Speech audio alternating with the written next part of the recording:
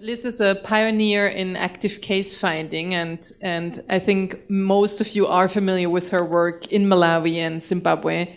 HIV and TB is her passion, and really informing strategies to strengthen primary health care diagnosis. Thank you. Well, thank you so much, and I'm delighted to be here. Thank the FIND and the organisers for the opportunity to speak. Active case finding. So I almost queried, do we mean active case finding or systematic screening? But I thought, no, let's we'll stick with the old-fashioned term. And as Katerina says, my real interest is in diagnostic intervention strategies, so aiming to improve health outcomes, both in HIV and in TB. Very different diseases, and the work in TB, of course, we're still struggling with a diagnostic. So I had down, I think my first time ever to say, until we have a new point of care diagnostic, we're stuck with X, was probably 2002, and we still don't have it. So I'm going to use the terms systematic screening and active case finding interchangeably. They do mean different things, and I'll come back to that. But really, that's kind of what we're talking about. We're talking about high throughput screening. So why even consider it? And the issue is really the ongoing problems with TB diagnosis that we see at every level of the health system. In terms of prevalence surveys, and I'm going to be frank that I'm coming from a bias, a Southern African bias. So my interest really is in adults and in adults living in high HIV settings. The prevalence surveys show about 1% of all adults in Southern African cities are culture positive, and the same is true in some Asian cities. Now that's a lot. That means every time you go to church, there'll be people, singing infectious particles into the air along with you. But it's sort of not high enough to be an easy task, even with a good diagnostic. And when you then got bad diagnostics, it becomes a real problem. So just showing here, so this is a meta-analysis we've just done about people reporting TB symptoms in settings where there's enough HIV for people to screen for both TB symptoms, undiagnosed TB, and to test systematically for HIV. So this is a meta-analysis of 260,000 participants, and this is the undiagnosed TB prevalence. So again, you're going from 1% with a symptom screen, you're going from 1% roughly up to about 7%, which is kind of a more doable prospect. But you're getting way higher, a big jump up at primary care, and that's kind of what we know for TB. For HIV, you don't really see that. You see high rates, even 20% in the community. And the other interesting thing, so let me just go through that. And the other sort of two interesting points are, one interesting point is the really high risk of death. So if you're looking at risk of death, that jumps up at the hospital level, it's 23% for people who are admitted to hospital with a TB symptom in these surveys, and that's at 2 months. So absolutely massive, and this is with ART, etc. So I have to be careful on my timing, very careful on my timing. But what we know is that routine diagnosis, and again, I think this is something we really have to bear in mind, is far from efficient or same day, even at the primary care level. So again, these are data just from this year in Blantyre. 2,346 primary care patients screened at entry. Do they have a cough? Screened at exit. What happened? So this is a clinic with expert and smear microscopy on site, and we've got same-day treatment in 0.2%. So this is the reality. Madhu Pai's group has just produced these data from India. This is the same everywhere. And basically, it's this requirement for sputum. It just causes all sorts of problems with the throughput of patients, and you really can't screen on sputum. I think that's just the basic lesson. If you can't do the primary care level diagnostic management, you're not going to be able to ramp that up to scale. And we do have these lessons from the 1980s. So again, this is, if you like, active case finding in the community. Don't try and jump ahead of the facility. So you have to bring the facility along with you. You have to do the health system strengthening at the same time before you can leap into the community where all that undiagnosed TB is. So it's a really important lesson. So whatever we're saying for community just has to be at the primary clinic level as well. So most people, when we're thinking about active case finding, we're kind of thinking out at this sort of level. This is Katerina's slide, I think, puts it beautifully. So we've got passive case finding and then increasing kind of intensity as you go out deeper into the community. You know, your costs are going to be up, the number of screens are going to be going up, the undiagnosed TB is going down. But nonetheless, you know, we do think we have to do this. And in 2013, we had the policy review based on, triggered by a trial that I was responsible for in Zimbabwe, where we showed undiagnosed culture-positive TB reduced by 40% in 2.5 years by a very simple strategy based on brief inquiry for chronic cough or opportunity to submit sputum in the community and health promotion at the same time. So we saw rapid change on a low-cost intervention, and this triggered this review. Okay, so these three groups are strongly recommended because there's a lot of evidence around them. These other groups, even prisoners, you know, there's actually very little evidence that screening does you any good, and there's quite a bit of evidence because the diagnostics aren't great that screening can do harm. So you can easily get to a stage where false diagnosis outweighs true diagnosis very easily. So this was the conclusion from one of the systematic reviews, because that's Katerina's. So individual and community benefits remain uncertain, and the benefits of earlier diagnosis have not been established. And that's, if you like, why we had such a cautious recommendation here. You know, it's very expensive to do these. If you don't do them well, you can waste a lot of money. And we do know some of the evidence was not just absence of evidence, but there was some evidence of absence. In other words, you can do a big study, you know, do a big intensive effort and have very little yield in terms of the underlying TB epidemiology. So I think, you know, that's a point we have to move past, and I bring it up because at the moment I don't see any sign that we're investing to move past that point. We need some more data to move past it. So what's new since then? Well, I'm happy to say a lot's new.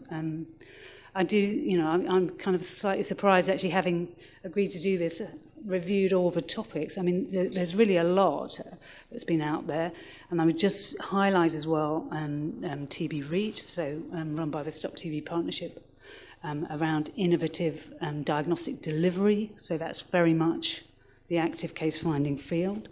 But we also have some randomized trials, which were lacking before. So we've had 4 trials showing that TB screening in people living with HIV saves lives. So that's new, and I think, you know, very consistent. You don't have to do an awful lot. Certainly the LAM, which is the one that I've worked with and Kit Dieter's worked with, for hospitalised inpatients, very promising. But we also saw reductions from introducing expert compared to fluorescent microscopy in rural Cholo, and from just kind of tightening up TB screening in ART clinics, where there was no difference there between microscopy or expert, so it didn't matter what you used, but just do more of it. And we've had a number of trials comparing intensified screening, showing that the outcomes for people living with HIV are as good as presumptive TB treatment. So again, I think that's important. So we're kind of getting, you know, I think for HIV, I'm excited by that, and particularly, you know, there's HIV money, and that should excite the HIV people. In terms of the kind of passive TB suspect presumptive TB patient coming to the clinic, again, there have been 6 randomized trials. There, I'd say the results have been less sort of exciting because health outcomes were not hugely improved. What you did find is more complete and rapid MDR diagnosis, and that's what Expert was developed for. It was not developed as a primary diagnostic tool for low rifampicin-resistant settings. But that's good. That's a clear big benefit. There's also evidence for more rapid treatment initiation for drug-sensitive TB, but by that, we're talking about days. So whether or not it's important for the patient themselves. I hope this is. I'm seeing Karen looking at me astutely, and maybe some more accurate. And the problem is there's just a lot of clinician-initiated treatment going on. But probably more accurate. So the treatment that is given better to patients with culture-positive TB rather than negative TB. But little effect on overall case detection and other important outcomes. And then this big question, are we affecting underlying TB epidemiology? There's a couple of presentations this conference actually on this, but nothing, again, very little investment in that. So that's the main problem with that. The trials just haven't been done. So where are my sort of priorities? I think you do have to stratify by the level of the healthcare, but we have to bring them all along. And unfortunately, well, not unfortunately, we sort of have to start from the bottom up. I think so doing that hospital. We're clearly managing things really badly. With those extremely high mortalities. A lot of that is TB death. We do need efficient same-day diagnosis and mortality reduction strategies. And a bunch of that is going to be more screening, better screening for patients admitted to hospital and including HIV testing. For the primary care level, I think the critical issue is the TB active case finding. HIV has come along massively. So a few of the older studies will suggest it's a problem, but I don't think it is now. We're not finding undiagnosed HIV easily at all in Malawi now, simply due to scale up of HIV testing and care. Here, I think this is a question that's going to come up again and again. But again, I think it's kind of hard to treat people who don't have symptoms. Let me tell you that they don't like being told they have TB, and they're probably right in many occasions. So just in terms of management, it's a lot easier to focus on people with symptoms. And cough is, I think people are struggling with the four symptom screen just because everyone has a symptom, it means everyone basically. Cough is it's recommended internationally for infection control purposes. So that is what I focus on at primary care level. Again, everyone's got one of the symptoms here. So we don't symptom screen here. At this level, I focus on cough, and I think it's the TB diagnostic is the real issue. And then in communities, I'll come on to it, but basically you have to know your epidemic. You have to be focusing on high TB prevalence areas, and you need to come up with an affordable but effective strategy. That's a really tough call. And I think what we're looking for there really is the epidemiological impact. It's hard to justify expensive outreach without that. So you're looking to maximise the potential to rapidly reduce undiagnosed TB. We know we can do it. We did it in Zimbabwe. I think there's many suggestions of that, but we have to do some demonstration projects, work out how to target. Spatial mapping is the obvious thing to use, and we have to invest in understanding and measuring the impact on underlying TB epidemiology, if that is still a deal breaker, which it was in that 2013 guideline. So I think that is a critical investment point. So what diagnostics and targets excite me? Well, I feel so bad saying this. But please, can we consider this as our triage test for the moment, because it works really well and it is a diagnostic. The digital X-ray and the computer-assisted diagnostics, it's kind of a retrograde step. I know we're all kind of wanting to move to nano and instrument-free, et cetera, but this does actually work. And it works really well with confirmatory TB testing. I'll just show you some results. And it is the very next recommended diagnostic. in the TB care pathway if you are TB test negative. So it's just bringing that, it's just kind of reversing. Plus, it's what everyone who does serious screening uses. So, why should TB be an exception? The other is the LAM, which we've heard about, absolutely beautiful, point of care with high specificity, more sensitive versions in the pipeline. Again, I'll show a little bit of data. And then what I'd really love to see as an epidemiologist, I'll come on to this after this. This is the target I'm interested in. Now, folks, how do we forget this? 35 fewer TB deaths in 2020. That very soon, that is next year. We haven't heard a peep about it. But we all agreed and signed up to this, So, I'm interested in the 2020 and the 2025 targets. I really am. And I think we just have to race for them before climate change or populist leaders knock us off our perch, which is going to happen. So, this is my interest. And I'd love to see as well is some new diagnostics to aid the kind of epicide. Something to kind of firm up, are these false positives or not, which could be a point of care biomarker. So to go along, if you're going to treat cases, can we gather a bit more evidence about them to say, yes, they're really diseased?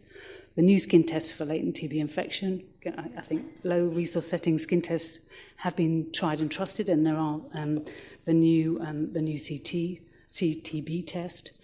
And this is what I would really love, tests for recent TB infection so that we can use it to guide the intensity and need for intervention. Okay, so, where are we at scale? This is a primary healthcare clinic in Malawi.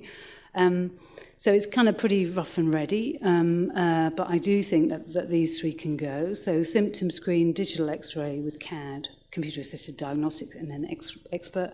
And I do think this can be done at primary care level. I think it's part of health system strengthening. And as I said, if you don't provide X-ray here, then patients die waiting for it, as we showed in the Chipetsa study. Urine LAM for screening all hospitalised HIV-positive medical patients. So that's actually quite a big market already. There's 100,000 HIV-positive admissions in Malawi every year alone. So, that's quite a big global market. And hopefully Fuji will expand the remit. But at the moment, I would be hesitant to move below this because it's a test that works really well for disseminated TB, and we don't yet have the proof that it works well for less disseminated TB, and you tend not to find less disseminated TB sitting in the outpatient clinic. You tend to find that in the hospital, and I think that's really clear from all the autopsy data. And then this, so community interventions where there's evidence of affordable impact. The two that we're getting good signals from, digital chest X-ray based, and particularly the TB Reach interventions. Everyone, I think everyone who's using it is really enthusiastic about it. And then, again, I know it's retrograde, but this approach worked well in Ethiopia, well in Malawi. We're really seeing impact in terms of increased diagnoses. Just going back to the X-ray, so let's not say we can't do it. Here we are, Cape Town. They maintain, thank you very much to Sabina for giving me this slide, but, tens of millions of X-rays were done in the last century, including in resource-poor settings. So if we want to, we can do it. And you do get a good yield, and you do see evidence of epidemiological, suggestions of epidemiological impact wherever it's used. I don't know how well this is projecting. Not very well, sorry. But so this is kind of a normal chest X-ray, just for the clinicians in the room. I'm not going to show you the CAD because it doesn't project well. That is a big pleural effusion affecting that part of the chest. And this is someone with HIV, TB, sort of typical kind of scattered patches, and a cavity in the right apex. But slightly unusual looking for HIV-negative TB. So it is the next step anyway on the smear-negative algorithm. So I just point that out. 90% of patients are supposed to have it regardless of, you know, if they test negative. So why are we withholding it at the screening stage? The capital costs are really falling. It's got the same technology barrier as flat screen plasma TVs. So, you know, there's something that's really driving that price down that we can benefit from. And once you've got going, there's minimal per test costs. If you add in the computer-assisted diagnosis, so that basically does what I've just done. It looks at the lung fills and texture and gives an abnormality score. This is CAD. This is back from 2015 with 7 expert readers. So it's as good as an expert reader, which is pretty good. And you know, the current the ROC for sort of performance against culture looks pretty similar, actually. The higher you are, you know, the more likely you are to be culture positive. There's sort of publications coming out, and I think this is a field that's going to grow hugely. But if we could please embrace that in the diagnostic fold, because at the moment I don't think it's got a home. And, you know, it's like the old days when you have to rely on, you know, which, you know, culture system to buy based on what the reps are telling you rather than based on what Fine's telling you. So, you know, I really think it's important that we embrace this. That's problematic. Sorry. So, Lipoarabinomannan, okay, LAM. Okay, so just to mention, we have a guideline. Well, hopefully there's going to be a guideline in review in 2019 that will move this, the recommendations forward. Just to mention Steve Lawn, my colleague who died of a brain tumour in the middle of a stamp trial that was very much his baby. 2 things that he said that definitely occurred. First of all, that a lot of the benefit is from people being able to produce a specimen, whereas sputum is difficult, as we know, and also that you're going to get a big extra yield from LAM. So, if you like, this is the group, but I would like to have a kind of some straightforward biomarker that we can say, yes, we think this probably is TB, but at the moment. We do, you know, what we powered it around was mortality because it's unequivocal. You know, you want fewer deaths rather than diagnostic yield. So, if you can just, but you know, I think we're there. You know, I think we've got like good engagement, or not. We're nearly there. We've got good engagement on the advocacy, and I think we're going to see the scaling up at country level pretty quickly, driven really by the HIV program. Mainly. This is the data from STAMP, and I just want to point out, so we did power for mortality, because as I said, it's kind of unequivocal. You definitely always want less. We had 3 predefined high-risk groups. Each one looked pretty similar, where you're seeing, you know, quite a substantial reduction in mortality from a TB screen, and this includes people without any TB symptoms who may not have TB at all. So this is just all admissions to hospital with HIV, well, HIV diagnosed on admission or known beforehand. And I think this is the other of Steve's hypothesis, that people were being discharged undiagnosed. And I think these data support that very strongly, where you're seeing this diverging lines in survival later on when most patients have been discharged. So that's pretty awful, isn't it? You go into hospital and you're discharged with undiagnosed TB. For TB diagnosis, that was increased 1.5-fold. But as I sort of alluded to on the previous slide, this includes isolated LAM positives. Okay, so what about community-wide active case finding? I think I'm going to. This should be quick now. So I think there's, you know, I think we've got 3 indications that I'd like people to consider. So the first one is where the government has a special duty of care. So this includes health workers, minors, prisoners, and the military. You know, groups like this. Some people would put school kids in too, where undiagnosed active TB is extremely high. So, you know, 2 to 4%. So there you've got a number needed to screen of about 25, basically, a really low number. Would you want to live in that community? If you were asked to vote, would you like to have a screening program introduced? I would be begging for it. We see a major cause of death, horrifically high TB, childhood TB incidence, and extremely dangerous to people living with HIV. So I don't know why we're not doing more about this. And then you've got the sort of most of the world, which is this kind of below the 1% level.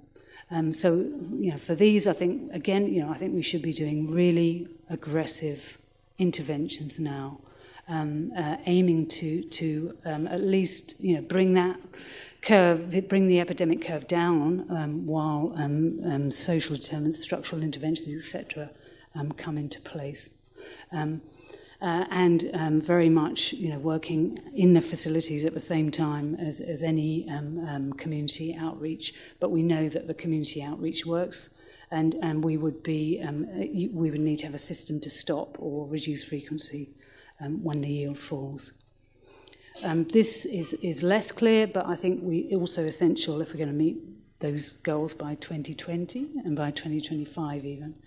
And here, I'll just whiz through this. I think it is more difficult. We do have to say this, first do no harm. It's easy to do harm.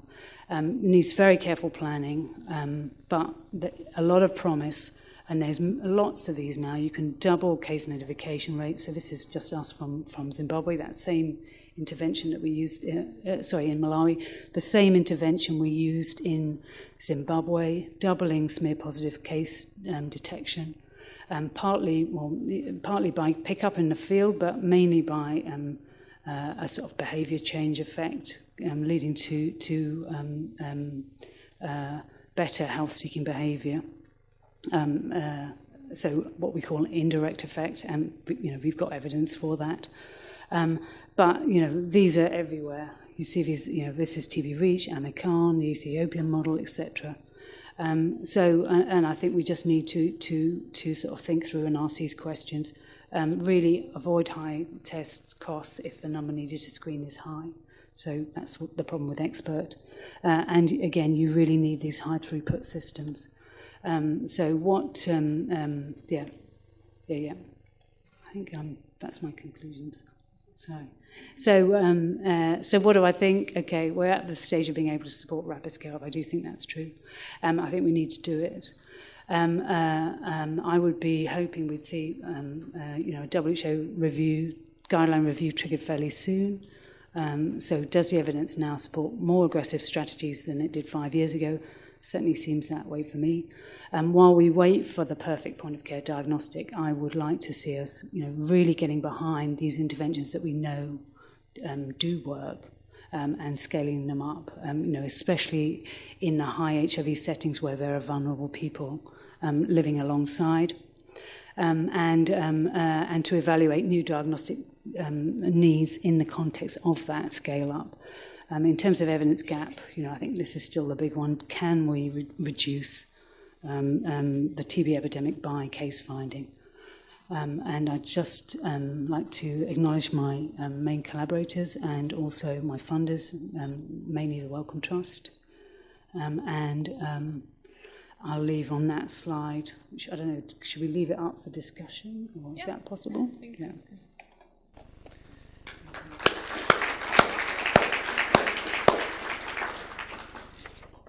Thank you so much, Liz. I think your passion for this topic was obvious.